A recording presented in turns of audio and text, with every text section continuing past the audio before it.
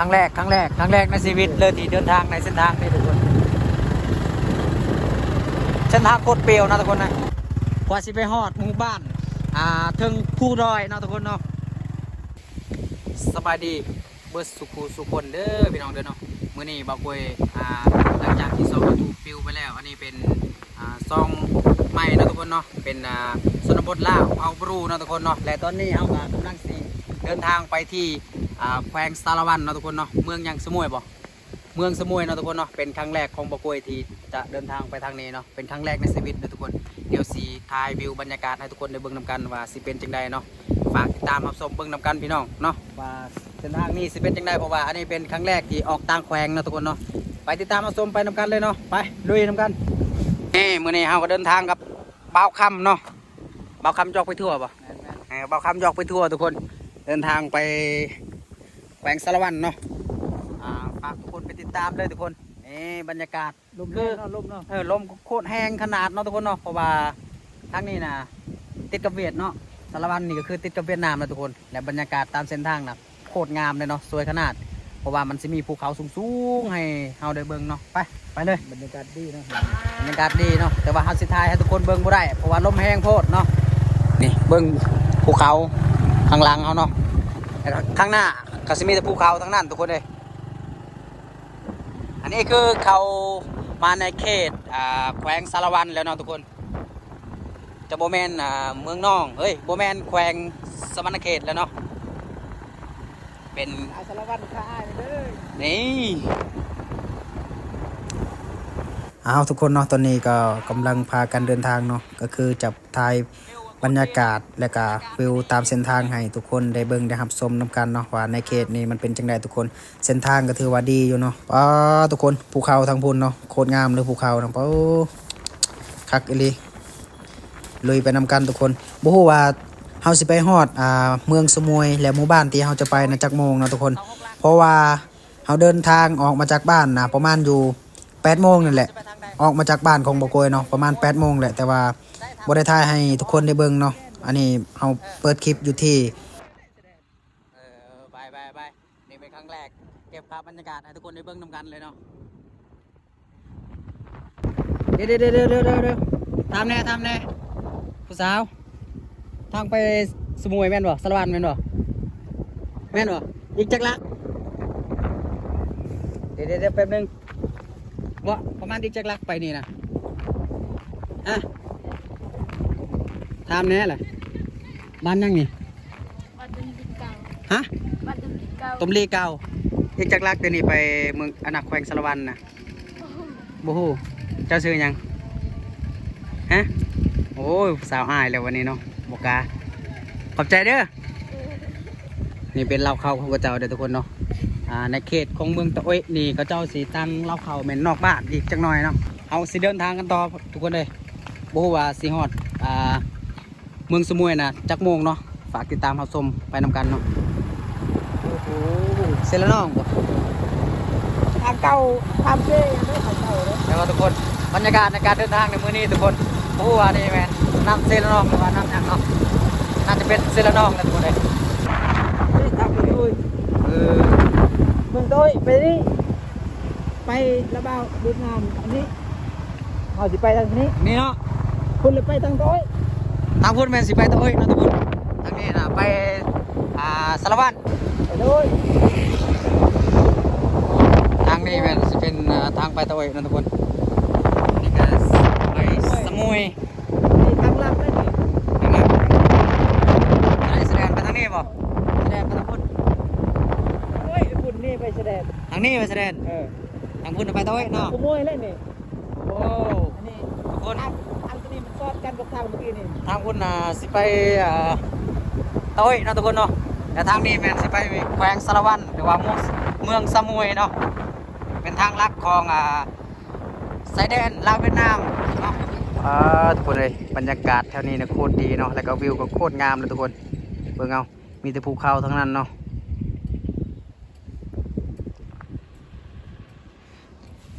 ตอนนี้นะ11 โมงแล้วทุกคนแต่ว่ายังบ่ฮอดจุดหมายปลายทางของเฮาเนาะเพราะว่ามื้อนี้เฮาสิเดินทางไปที่เมืองสมุยแขวงสวรรณเขตเนาะทุกคน FC คนใดที่เห็นเฮา ระหว่างทางเราว่าเห็นอยู่ไซกะทักทายกันได้ทุกคนเพราะว่ามื้อนี้จุดหมายเฮาคือเมืองสมุยเนาะทุกคนเนาะโอเคทุกคนเดี๋ยวเดินทางกันต่อเนาะถ้าเก็บภาพบรรยากาศให้ทุกคนเบิ่งได้ก็สิเก็บไปเรื่อยๆเนาะให้ทุกคนได้เบิ่งได้รับชมนำกันเนาะอันนี้เป็นครั้งแรกของเฮาที่เดินทางในเส้นทางนี้เนาะลุยมื้อนี้ทุกคนบอกคำว่าอีกไกลเนาะกว่าสิไปฮอดเบิ่งวิวป๊อโคตรคักแต่ว่าสิลมแห้งโพดไปเดี๋ยวลุยกันต่อพี่น้อง Let's go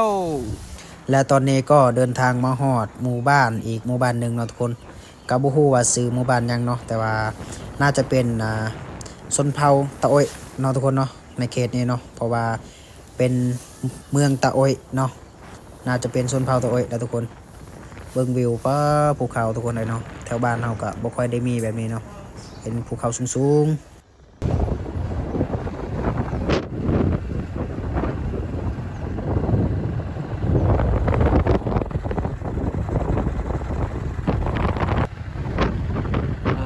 เจ้าน่าจะมาแต่ให้แต่ส่วนนี่แหละปลูกเล็กน้อยแบกฟืนมาแต่ให้ป่ะ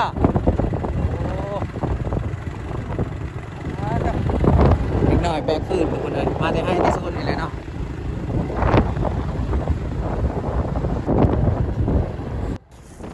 ตอนนี้เราก็เดินทางมาหอดไปที่เมืองสมุยเนาะประมาณอยู่4 ลักหรือว่า4 กิโลกว่า4หอดเมืองสมุยแขวงสารวันเนาะทุกคนเนาะกาสีมาหอดทางแยกอีกทางหนึ่งเนาะแยกไปพุ่นแมนสิไปอีกตัวเมืองหนึ่งแล้วมาทางนี้อีกกาสิเป็นตัวเมืองสมุยเนาะทุกคน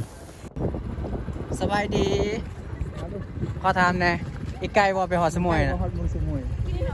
ฮะนี่แหละเมืองสมุยบ่ฮอดเมืองนะฮอดเมืองนะบ่ไกลดอกประมาณจักลักหนึ่งหลังหนึ่งแมนเดี๋ยวขอบใจเด้อไปเดินกันต่ออีกประมาณลักหนึ่งกับสีหอดเมืองสมุยเลยนะทุกคนเนาะเป็นน่าจะเป็นตัวเมืองเลยเนาะแม่นบอกแม่เลยเนาะเดินกันต่อทุกคนเลยไปสีหอดแล้วแต่ว่าบรรยากาศในเขตหมู่บ้านนี่นะในเมืองนี่เนาะเย็นกว่าในเมืองเซโปนเอาเองนะทุกคนเนาะไปลุยกันต่อสายแดนละลายไปทางพุ่นเนาะ12 กิโลหรือว่า12 ลักเนาะทุกคนแต่ว่าเอายังสิเดินทางไปอีกประมาณจักลักไปหอดหมู่บ้านที่เราจะไปโอ้ยังไกลบ่อันนี้คือตัวเมืองสมุยนะทุกคนเอาไปทางด้านละลายนี่เนาะ12 ลักหอดชายแดนลาวเวียดนามทุกคนแต่พอหอดที่50เอาไปนะสิบทางแม่เองเนาะ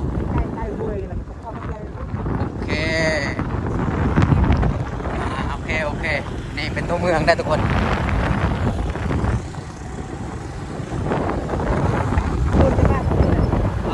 น้ำเซโปนบานเฮาทุกคนไปรุ่นผู้สาวมาลายนี่โอ้งามขนาดเนาะไปรุ่นทุกคนเลยเขาเจ้ามักมาอยู่ในเขตนี้เนาะมาส้มวิวนี่แหละเนาะอยู่งามเส้นทางนี้เป็นเส้นทางที่จะไปชายแดนลาวเวียดนามเมืองสมุยเนาะทุกคนเนาะ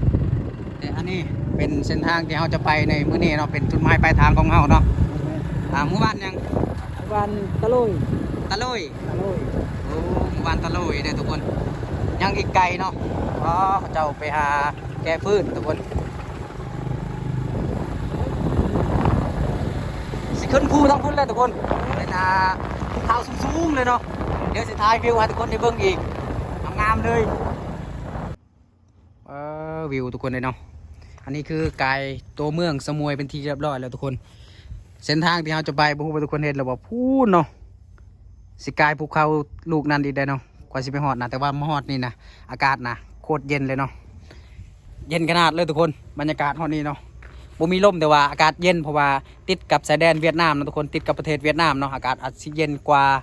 บ้านเขาอีกเนาะเอาอยู่ในผู้สูงมันก็เลยขนาดสูงขนาดเลยเวลาเราหายใจนี่สิมีควันออกจากปากเนาะเป็นอยู่เทิงภูเขาด้วยทุกคนเส้นทางนี้เนาะเบิ่งรถน่าจะรถนี้เป็นรถเวียดเนาะทุกคนเนาะพูนเส้นทางเขาสิไปนะพูนเนาะเส้นทางก็สิยากแน่ทุกคนหนาวขนาดเนาะก็คือจะบ่มีลมแต่ว่าอากาศน่ะเย็นขนาดเนาะพูนเขาสิไปนะ จนว่าบ่เห็นวิวแล้วตอนนี้นะมีแต่น้ำหมอกเนาะน้ำหมอกที่ว่าเย็น อู้ลุยขนาดเบิ่งโคตรเย็นโคตรหนาวเนาะฝากติดตามรับชมไว้ทุกคนลุยกันต่อเนาะตอนนี้คือจะมือก็เย็นหมดแล้วเนาะมือแข็งหมดแล้ว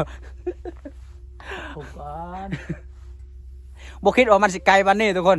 ก็คือผ่านเส้นทางที่จะไปเมืองโตยแล้วก็ผ่านตัวเมืองสมุยเนาะแล้วก็เข้ามาในชนบทอีกน่าจะเป็นแบบจากที่บ่กวยขี่รถมานี่เห็นแบบบ้านในเขตนี้เนาะ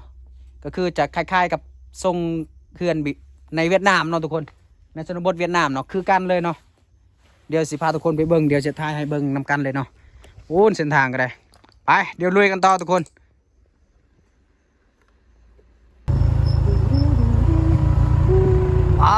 ลงค่อยทุกคนเลยเฮ้ยลงผู้ลงค่อยก็แม่น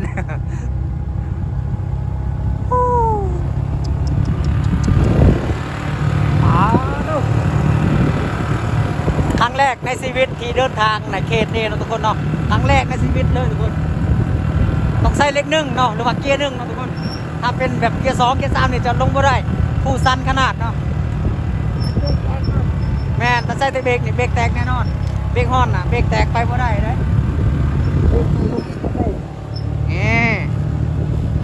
กระจับโอเห็นวิวบันไดเพราะว่ามันมีแต่น้ำหมอกนะทุกคนวิวแต่ว่าในโทรศัพท์มันอาจจะโอเห็นบันไดเห็นแต่พอแจ้งเนาะเพราะว่ามันเป็นน้ำหมอกเนี่ยทุกคนพูนเส้นทางไปพุ่นจักไปฮอดไซมือนี่เนาะว่าชิวโชโอ้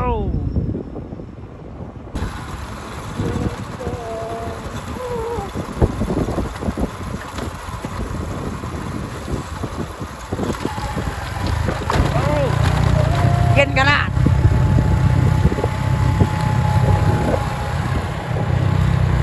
ลุย I try so hard I got so far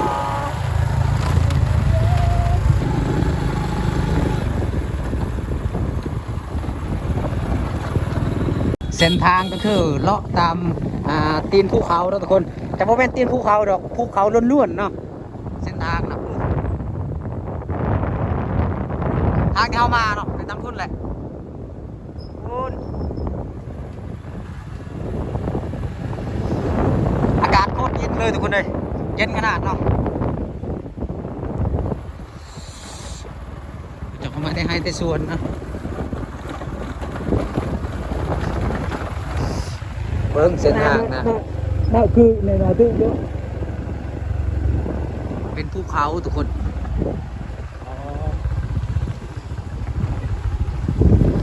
เลยขนาดครั้งแรกในชีวิตเลยที่เดินทางในเส้นทางนี้ทุกคนเส้นทางโคตรเปรียวนะทุกคนนะถ้าเป็นกลางคืนนี่บริเวณคนพื้นที่จะไม่กล้าไปนะ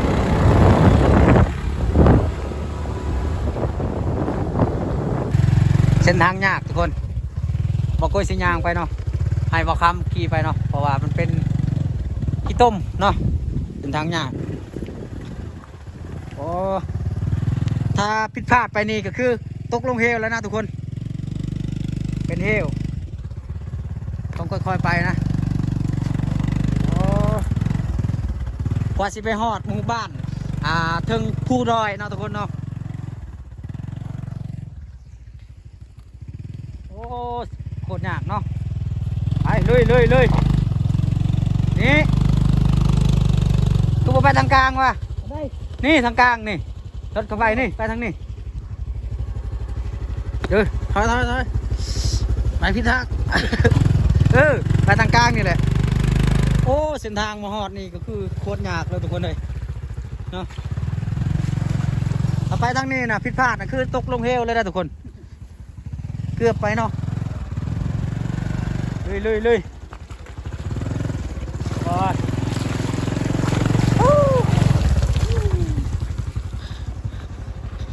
เป็นหมู่บ้านที่ตั้งอยู่เทิงภูเขาอีลีทุกคนพอสิไปฮอดนะเส้นทางก็คือทุรกันดารขนาดเนาะเป็นภูเขาสูงๆเลยทุกคน มีหมู่บ้านอีกเนาะทางบุญเบิ้งภูเขานะภูเขาสูงขนาดเป็นเฮือนของคนเนาะสิไปห่างๆหน่อยนึงก็จะมีอีกหลังนึงเนาะเส้นทางยากอีกแล้ว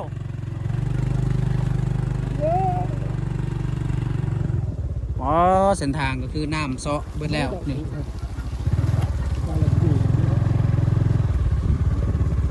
นี่แล้วมาฮอดหมู่บ้านคนอีกแล้วเนาะห่างๆหน่อยนึงก็จะมีหมู่บ้านอีกหลังนึงทุกคนเลยเนาะในเขตนี้เนาะเบิ่งภูเขานะโอ้โตเห็นบ่ไปห่างอีกหน่อยนึงก็จะมีหมู่บ้านอีกเลยแต่ว่าจะบ่หลายหลังคาดอกเนาะก็จะเอาขุดมันต้นเอาไปขายแต่ว่าสิใส่กระสอบจะแตกต่างจากหมู่บ้านเฮาเนาะอันนี้คือเพื่อนของคนนะทุกคนเพื่อนที่เขาเจ้ายังใส่อยู่เลย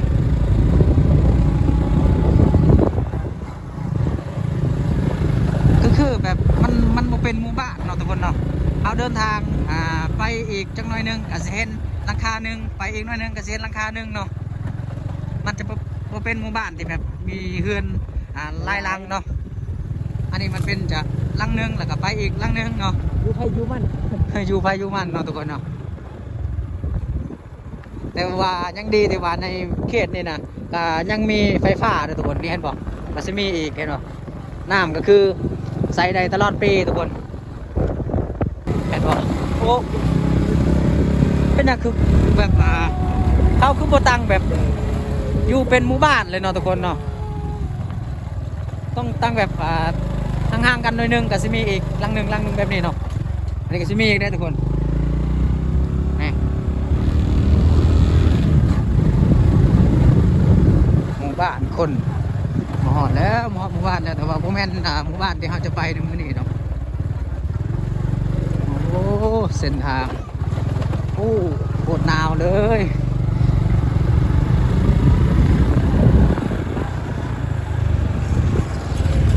โอ้โห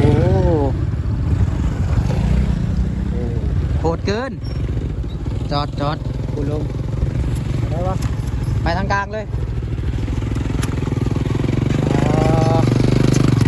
กว่าสิไปหอดหมู่บ้านนะฮะเป็นจังไดบ้าวใจเย็นๆเด้อคือโคตรยากเลยสันทางเนาะโอ้เมื่อวานเป็นภูเขาภูทางบนก็จะเป็นภูเขาเนาะไปลุยกันต่อค่อยไปโคตรเกินหมู่บ้านที่อยู่เทิงภูเขาจริงๆเบิ่งเส้นทางนะป้าเส้นทางชนบทภูดอยเนาะ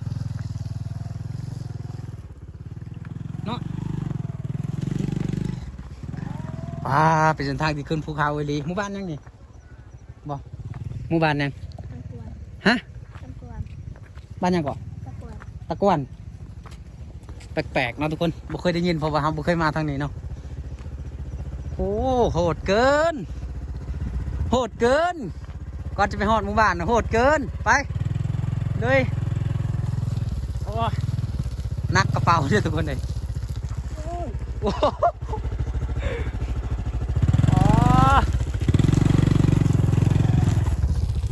เบิ้งเพื่อนแต่ละหลังคากับแถวนี้นะจะไม่ค่อยมีบันไดเนาะก็เจ้าแบบอยู่กันห่างๆแบบนี้เนาะไปไสสิไปไสพากันไปไส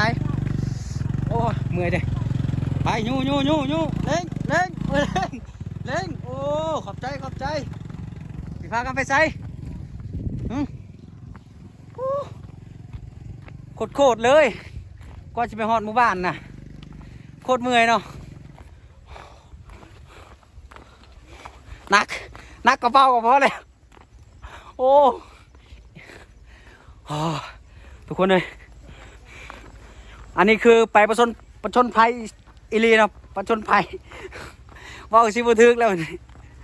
อ๋อก็คือจะบ่มีเฮือนหลังคาใดแต่แบบจะมีแน่จักหน่อยเนาะก็คือจะเป็นเฮือนหลังน้อยเบิดอีกไกลบ่เนี่ย เพื่อนก็มีแต่ลังหน่อยเนาะ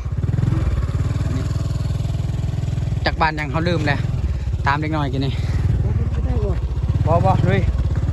ลุยกันต่อทุกคนว่าจะไปหอดหมู่บ้านชนบทที่เราจะไปเนาะ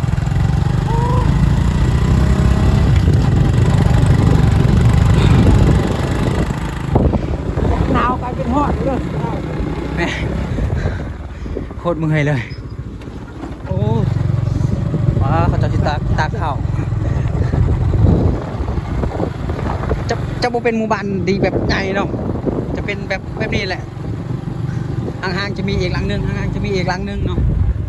โอ้น่าจะเป็นเรือนที่มีที่สุดในหมู่บ้านแหละเบิ่งมีแต่คนหินยังอีกไกลบอกคำว่ากว่าจะไปหอด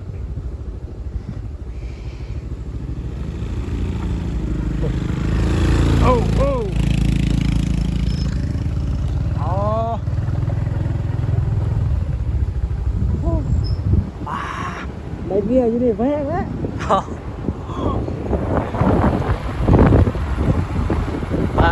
เหือนทุกคนเลยเส้นทางทุกคนเส้นทางผู้ดอยทุกคนซูเปอร์เฮา100หรือ50 จะลาดหรือจะล่วงทุกคนเบิ่งเอานะเส้นทางนะน่าจะเป็นครั้งแรกและครั้งสุดท้ายที่จะมาหมู่บ้านเลยนะทุกคนเพราะว่ามันโคตรยากเลยนะเขาเจ้าสิตั้งเฮือนกันตั้งอยู่เทิงภูเขาเลยทุกคนน่าจะไม่ค่อยได้มีไม้แปลนปันใดหรอกแถวนี้ทุกคนเพราะว่าแต่ละหลังคาเฮือนน่ะสิเป็นไม้เหี้ยถูกไหมไม้ไผ่ไม้ยั่งนี่แหละเนาะเขาเจ้าสิตากเข้าไว้บ๊ายบาย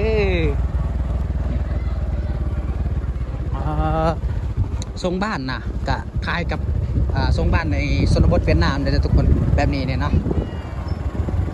และรถไอ้ยังกะคล้ายๆคือกับแถวบ้านเราแหละเขาจะใช้เป็นรถเวียดน้ำก็คือได้ใช้ตลอดปีทุกคนจะบ่มีว่าบ่มีน้ำในเขตนี้เนาะบ่คือแต่เขตหมู่บ้านเราได้หมู่บ้านเรานะเพราะหน้าแรงบ่มีน้ำแต่ทางนี้นะน่าจะใช้ได้ตลอดปีเลยแล้วดูไหนก็ใช้ได้เนาะมีน้ำตลอดทุกคนภูเขาทุกคนโคตรงามเลยไปเลยแต่ว่าอาจจะ มันแล้วเฮาสิขึ้นอยู่พุ่นแล้วฮะ คือตะพุ่นบ่หมู่บ้านนั้นได้มาหอดอีกแล้วมาหอดหมู่บ้านคนอีกแล้ว ไปสิฮอดแล้ว ใส่ช้อนแล้ว เออ โอ้โห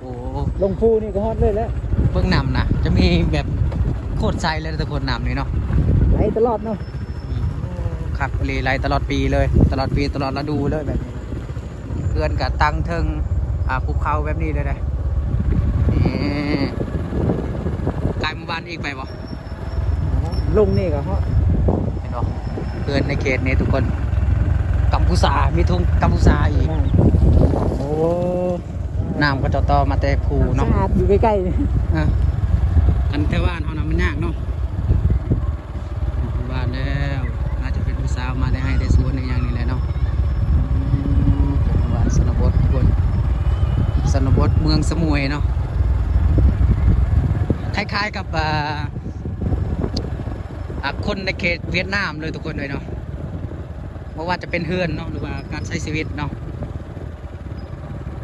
อันนี้นะมันคือกับเฮือนทางเวียดนามเนาะทุกคนเส้นทางโคตรสันเลย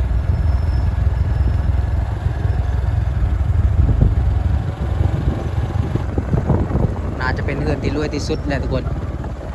เฮือนเราเมืองใหญ่นึงเนาะ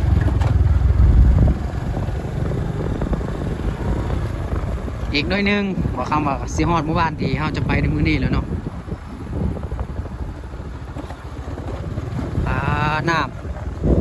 น้ำเซโอเวอร์เซยังเนาะนี่เลยโอ้น้ำเซโปนแม่นทุกคนที่เราเห็นเนาะตอนที่เราไปเนาะจะเป็นน้ำนี่แหละจะเป็นน้ำเซโปนเนาะขึ้นภูอีกแล้วได้อยู่ในป้ายอยู่ที่เห็นเด้อ